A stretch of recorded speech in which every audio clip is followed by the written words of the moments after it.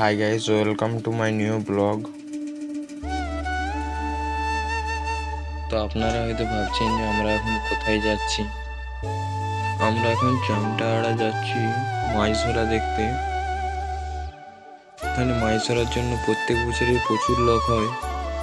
আমাদের বাড়ি থেকে চামটাহাড়া যাওয়ার রাস্তাটা জঙ্গল দিয়ে, তাই আমরা জঙ্গল দিয়ে যাচ্ছি। তো এখানে মাছ ধরার জন্য প্রত্যেক বছরই প্রচুর লোক হয়। এবছরে দেখতে পাচ্ছেন প্রচুর লোক হয়েছে।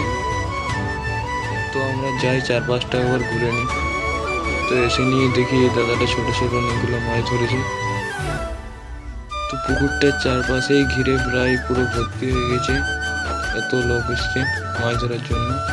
তারপর আমার সঙ্গে যে দাদাটা গেছিল, ওই দাদাটাও একজনের বড়শি নিয়ে মাছ ধরতে লেগে যায়। তো আরও কিছুক্ষণ অপেক্ষা করার পর আর একটা দাদার ওইখানে মাছ লেগে গেছে।